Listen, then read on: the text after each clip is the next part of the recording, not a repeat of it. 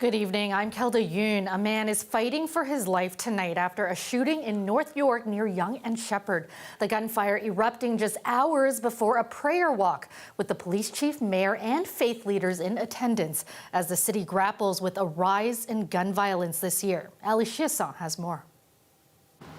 So, Kelda, we know that this shooting happened inside the parking garage of this condo behind me here. And for those of you familiar with the Yonge and Sheppard area, you know exactly where this happened. It's one of the two tall green condo buildings that really mark the intersection of Yonge and Sheppard. It happened just beyond the entryway of the parking garage. And it also happened at the same time that the Toronto police were out across the city today talking about community safety. And as you can imagine, certainly the residents of this building aren't feeling so safe since this happened.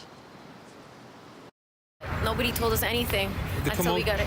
Yeah, the commotion. The commotion, the ambulance, the sirens of the police cars. I thought it was construction, right? Yeah, we thought it was construction because everything that's going on here, right? But this is definitely and then the cops came, sirens. Crazy. Yeah. Bullets rang out just after the noon hour. How does construction like that, clack, clack, clack, clack, right? Because I was like, feeding my dog and take him out. And then I'm like, I recognize that sound, right? A 30-year-old man was shot inside the parking garage of this condo near Yonge and Sheppard.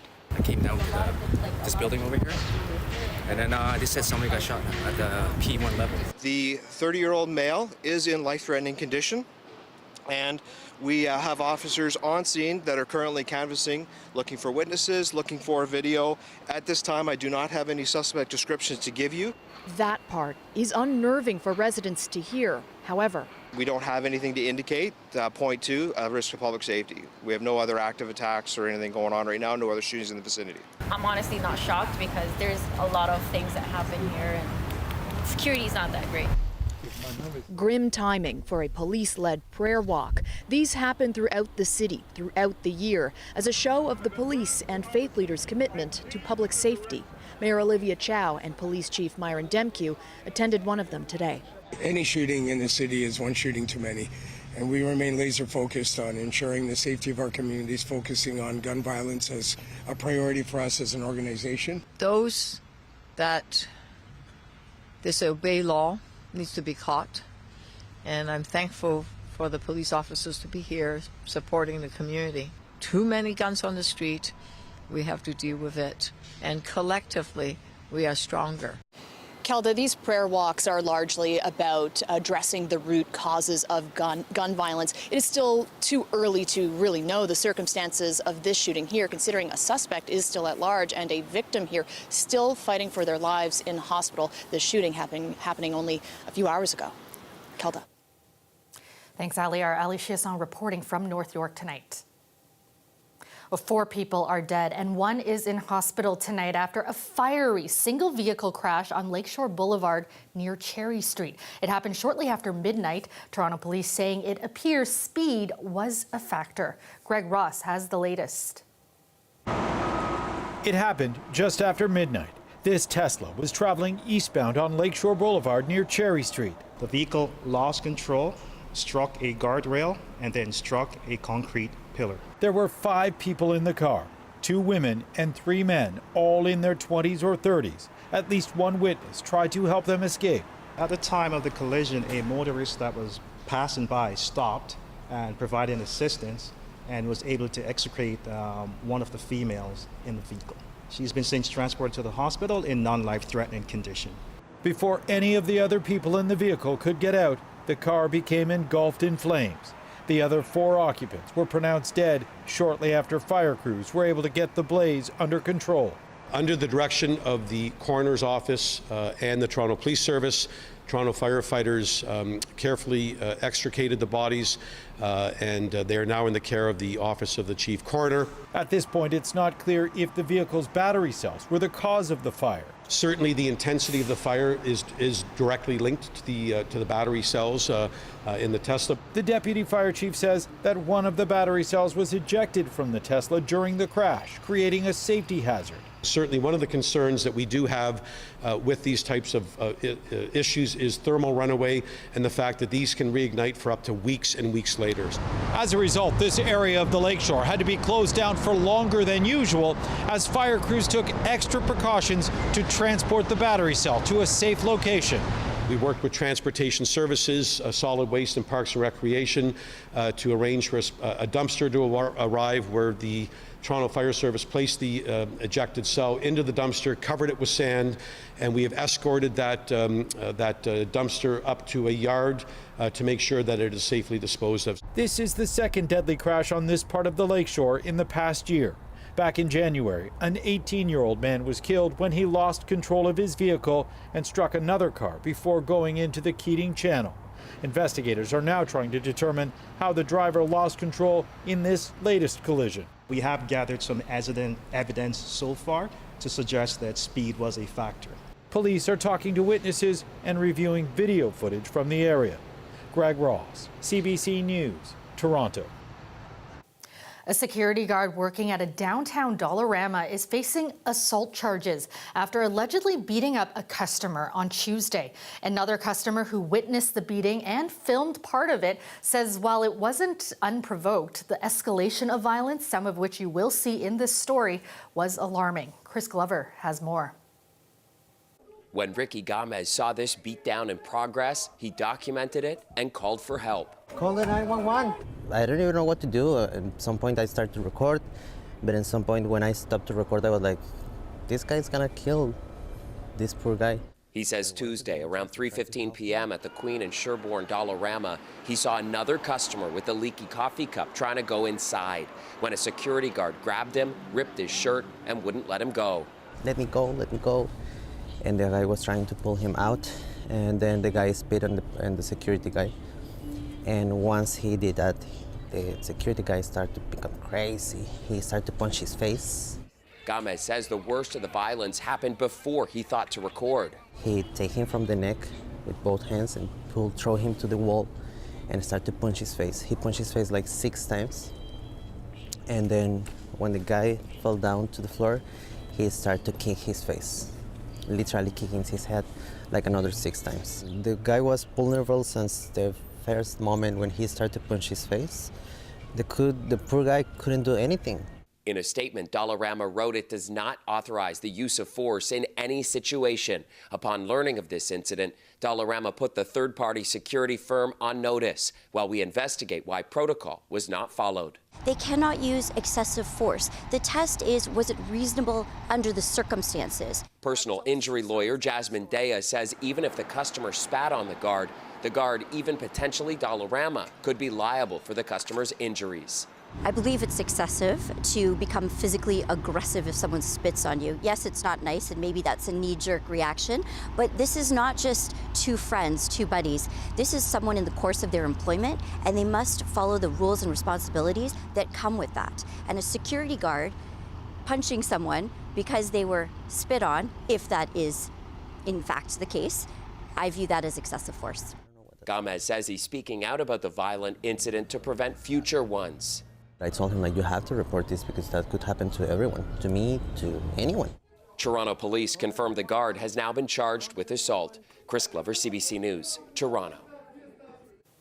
The TTC plans to stop allowing people to seek refuge on its parked buses this winter, ending a practice that it had in place last winter due to the lack of shelter spaces in the city. Dale Manukduk has more on why. From November 15, 2023 to April of this year, and in response to the number of unhoused people seeking shelter across the transit network, the TTC operated its bus transport initiative. It was intended to move people from Union and Spadina stations to warming centers and shelters, but because of the lack of space in the shelter system, people ended up sleeping on the buses. What we did last winter was that we parked as many as 7 buses at Spadina Station. We had heaters, we had bathroom facilities, we had security, we had housing counselor or homeless counselors on site. So basically we had set up these sort of makeshift shelters, if you will. While the TTC provided transport and a temporary warming location on 5,914 occasions last winter, only 98 individuals were transported to warming centers. Earlier this week, the city released its winter services plan for people experiencing homelessness, saying an additional 530 temporary spaces in existing shelters and 3 temporary respite centers will be made available. That is part of the reason the TTC is recommending an end the bus shelter program. We also spoke to, advocates and others who said, this wasn't the most humane way to have people sheltered. We don't disagree. We are not in the business of housing people. We're a transit agency. Not all members of the TTC board thought it was a good idea to begin with. It shouldn't be a basic core part of the system that we become reliant on. I mean, the fact that we're even having a conversation about using buses to house people, I think speaks volumes about what a failure every level of government has been when it comes to supporting our community's most vulnerable. While many advocates agree the bus shelters are inhumane, it did provide a respite from the elements for the more than 200 people turned away every night from the shelter system. We're still seeing more and more barriers existing because of shelter system capacity. And so already the demand is increasing, and yet this is another step, it sounds like, backwards from providing just basic heat and care for people.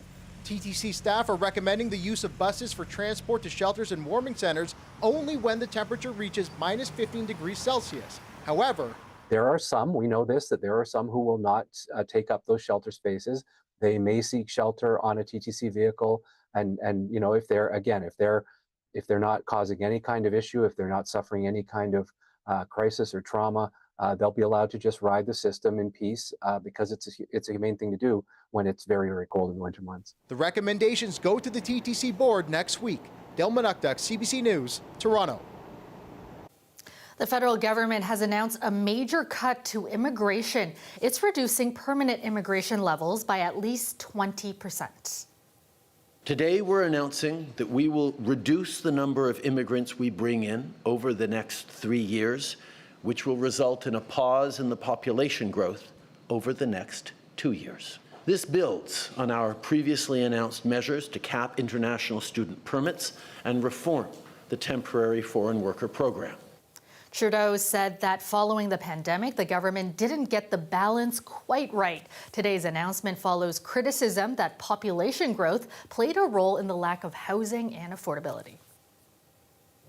The Ontario government says the Trudeau government only has itself to blame for having to come to this. A recent provincial stat shows 45% of all immigrants who come to the country choose to settle in Ontario. Queen's Park reporter Lorenda Redekop has more reaction from our province.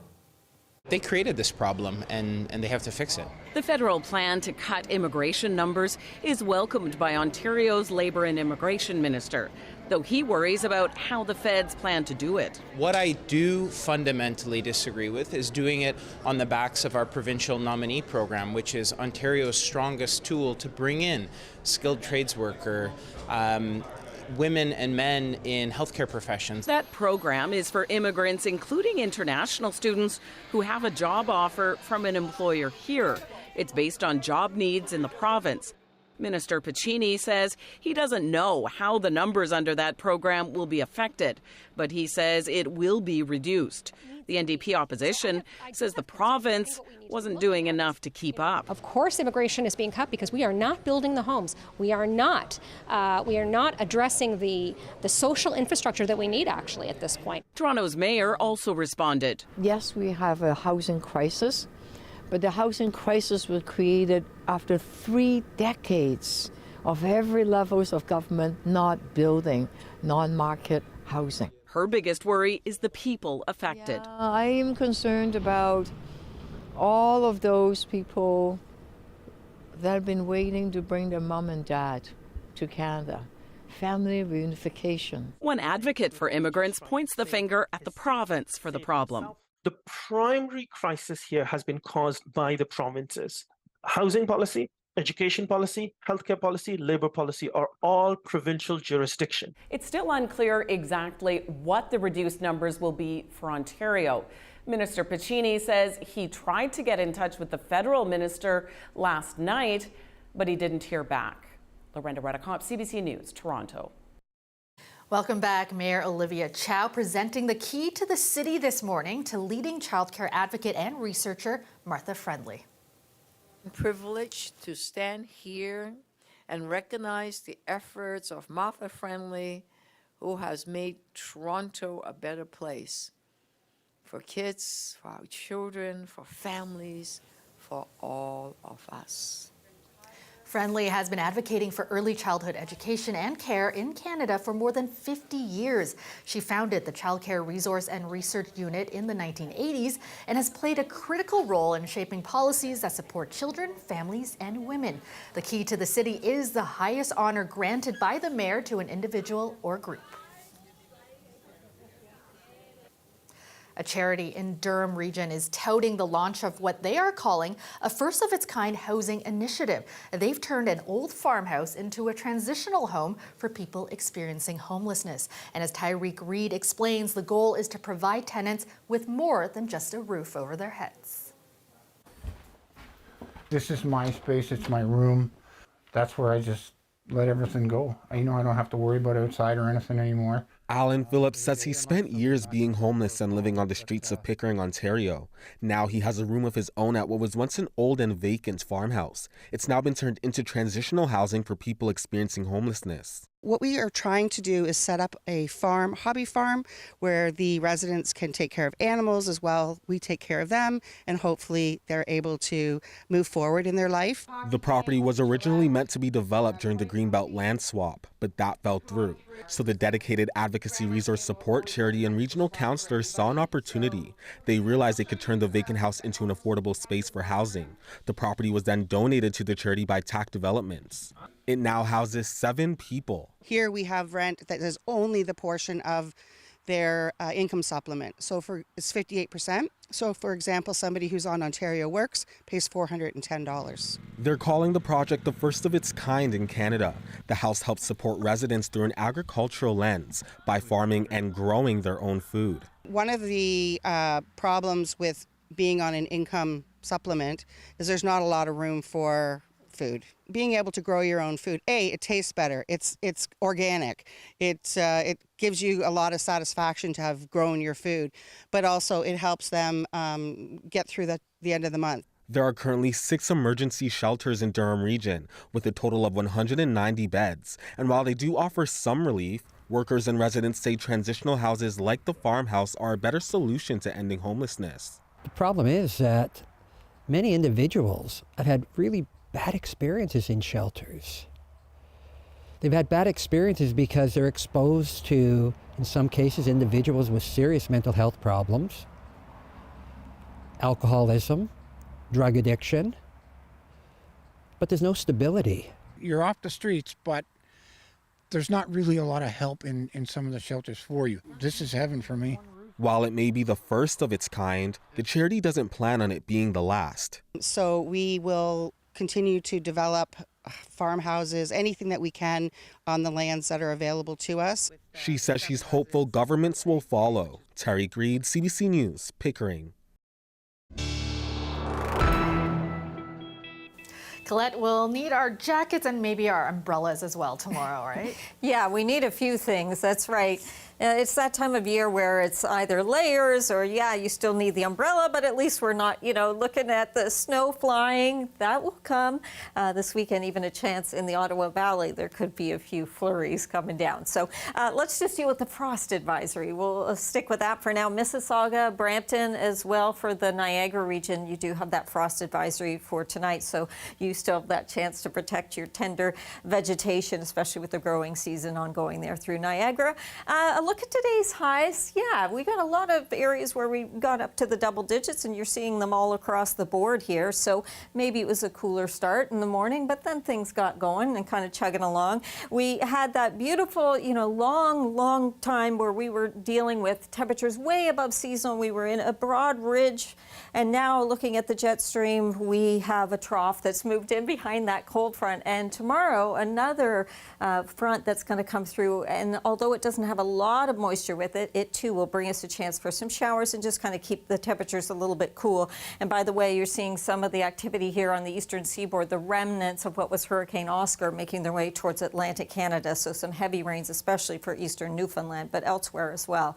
So we do have the trough. We'll get a ridge coming back in next week, and that will allow the temperatures to really bump up once we get to kind of Tuesday and Wednesday. Yes, approaching Halloween.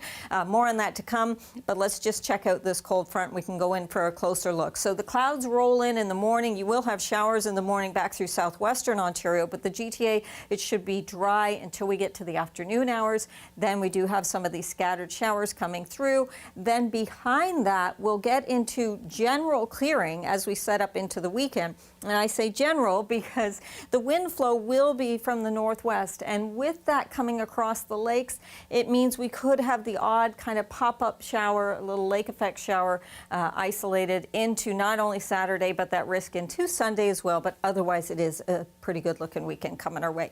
Overnight temperatures then tonight down to 3 degrees in Toronto, and then that high tomorrow up to 14. For Saturday, 12 degrees, slim chance of showers both then and into Sunday as well. And then it's just kind of getting towards the end of this 5-day, but you see that bump up in those temperatures coming on Tuesday. It lingers into Wednesday, Thursday too. Okay, good. Thanks so much, Colette. You're welcome. And that is our show for you tonight. Thank you so much for joining us. Have a great night, everyone.